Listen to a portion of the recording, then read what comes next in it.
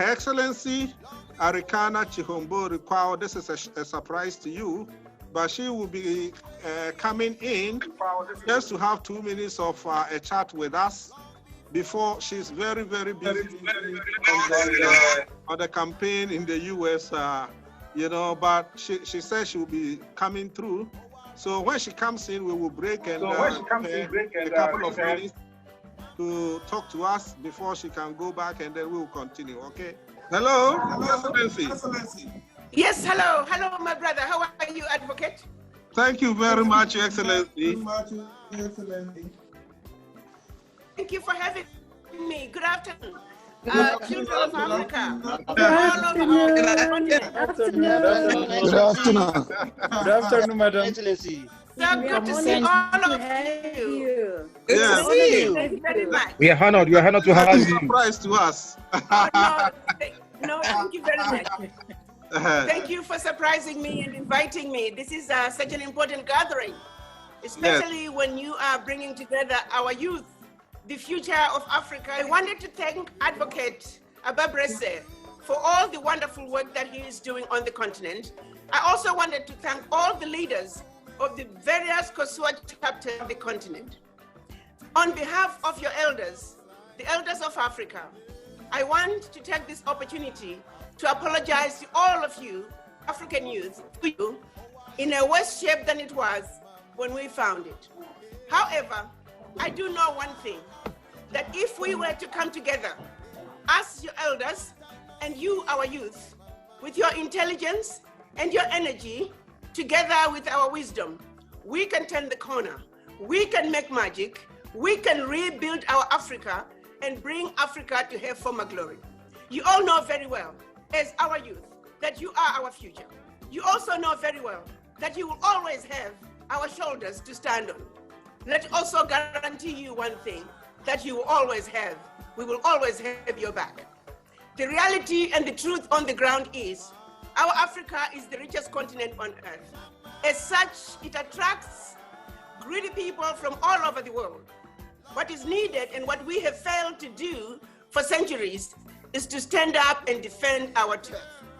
Instead, we have allowed the colonizers to systematically demoralize us, to systematically brainwash us, to systematically believe that everything African was undesirable and bad, and that everything to do with them is better and more desirable.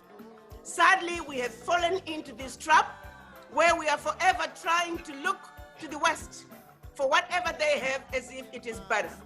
We are all beginning to find out that the grass is not greener where they live. Instead, the opposite is true. They came to Africa because they found everything they needed on our beloved continent. I want you young people to understand one thing. You are inheritors of one of the most amazing continents. The continent that has everything the world could ever need.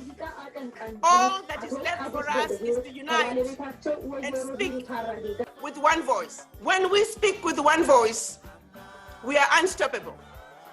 And at this point, when I look at what Africa has, the innovations that are coming out of Africa from you, our youth, with very little support, with very little resources, I can only imagine what can happen when we make a few more resources available to you. You are an incredible group of young people who only need just a little bit of help to really take Africa to the next level, which is why I am so proud and pleased to know the work that Advocate Ababrese has started, realizing that the only way to truly take our Africa to a rightful place on the world stage is the right leadership at the African Union Commission. We're an amazing continent. This moment, with the implementation of the African Continental Free Trade Area, it is a moment that we must fight and united defeat those who have exploited our continent. If we do not unite and fight and defend our turf, the Westerners, the Easterners, they're coming to take over Africa this time for good. We are not opening Africa's borders for them to come and benefit. We are opening the borders through the African Continental Free Trade Area so children of Africa can benefit, so the youth of Africa can move from South Africa to Egypt free and run through their continent, because the continent belongs to us. The continent belongs to our children. That is your inheritance. You must stand your ground. You must defend your turf by any means necessary. And we must unite and let the world know once and for all that Africa is not going to take any more abuse from anyone. Because the children of Africa, the youth of Africa are saying enough is enough. The youth of Africa are saying whatever the youth of Europe need, that's what we need to. Whatever the youth in China need, that's what we need to. But above all, you guys stay where you are. Handle your affairs where you come from. We don't mind you visiting us as friends, but exploitation of Africa, that game is over. Because the children of Africa are ready to roll up our sleeves, and we're ready to do what it takes to build the Africa that, for a change, that whatever development that's going to come into Africa, it is development that is designed to benefit first and foremost the Africans. Now the youth of Africa, but here we come. We, the adults, we have a responsibility to pave the way so the youth of Africa can do what they know best. If we do not have the right leadership at the African Union Commission, I can assure you, my young people, we are going to be implementing the African Continental Free Trade Area for those who have sought out to exploit us for centuries. I am going to join hands with you and say, no, enough is enough. Enough is enough. We will no longer be exploited. And that is the army that Advocate Abobrese is building. And that army is going to go all the way to victory. That military is going to be victorious. I know so, because the youth of Africa are some of the most beautiful, intelligent, sophisticated, highly adaptable, and totally indestructible. All they need is our shoulders to stand on. All they need is for us to have their back. And all they need is for us to pave the way so they can walk the walk. The right leadership at the African Union is going to deliver just that. I thank you. Thank you very much, Your Excellency. Thank you. And thank you for taking time off your busy schedule. Okay, you are in the US now, so I should say schedule. Thank you very much for taking time off your busy schedule to be with us. Thank you for the inspirational message that you have for us. And we will leave you to continue with your the important assignments. We know that over there in the States, you are also very actively, raising awareness, joining up with the campaign of the Biden-Harris campaign and all that. We wish you every success over there. But very, very soon, we're going to have you here with us in Africa, and we were going to tour all the 55 countries of Africa, with COSUA, hand in hand with you. So we're going to make the paradigm shift right there at the helm of affairs at the African Union. And you can count on COSUA and all of us here to be with you hand in hand to bring the kind of hope that Africa needs with a united Africa. Thanks very much, Your Excellency, once again. Thank you all so much. Thank you. Thank you, thank you. Enjoy your deliberations. Okay, so the catchword is Arica for Africa. Okay, yeah. What it is that we all know what the leadership of the African Union Commission has been up to, at least for the past 4 years or so, when many Africans started realizing that we voted to give the power of the entire continent into the hands of someone that actually doesn't really care about Africa. Someone that is being controlled by the superpowers of the West and all that. And I think everybody here knows what happened in the case of Her Excellency Arikana Chinyobori-Quao, who just came on to address us a couple of years back when she made a startling discovery that a foreign superpower is siphoning billions of dollars from Africa and lodging in their banks over there overseas and depriving African children of schools and medicals and all that. You know, the kind of money that if we retain in Africa, they rather should be coming to us to come and borrow. And she, you know her, you just heard her. You know, she is not the type that will see something like this and keep quiet. So she went all over the place and blew it up. She had to sacrifice her job for coming out to defend Africa. You know, the current chairperson of the African Union Commission, obviously on the orders of the foreign superpower, fired her. And we all know what has ensued up to this point.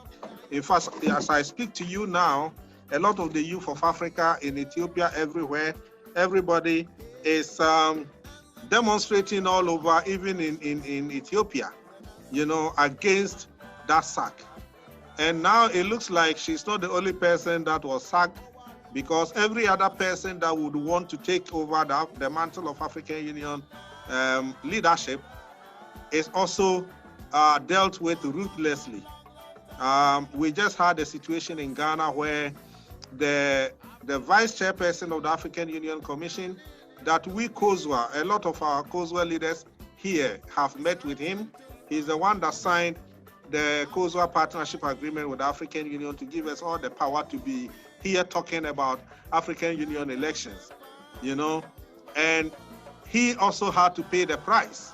At the moment, he lost the nomination, even from the Ghana side, to be able to run against Faki Mahamat for the chairmanship position, in a very, very bizarre development, and people are very much disappointed. But when it so happened that, you know, the Ghana government failed to nominate Kwesi Korte to throw their weight behind him, you know, we became very, very sad and very disappointed. But fortunately for us, COSUA Zimbabwe got in touch and said, no, we can solve the puzzle for the entire continent.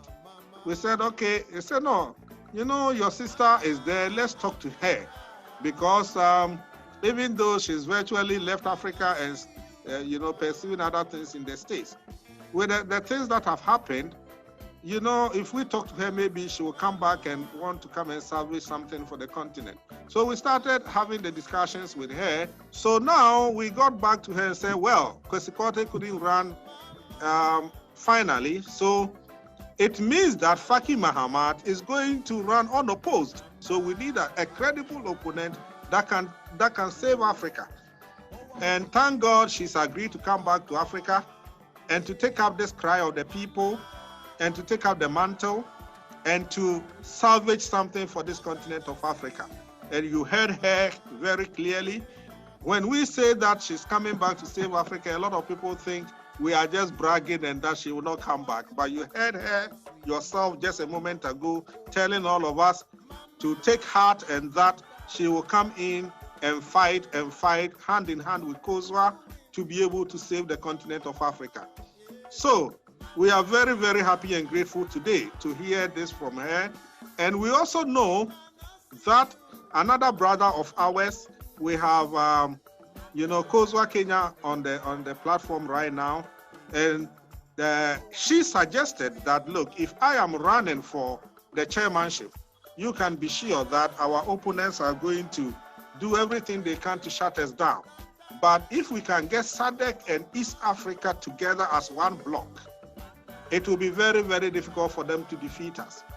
So in our deliberations, she suggested that, look, if we can get our brother PLO Lumumba from Kenya, who is another firebrand, to join up with us on this campaign, so that she runs for chairperson, Lumumba runs for deputy chairperson, that united force will be very, very difficult for anybody to break down.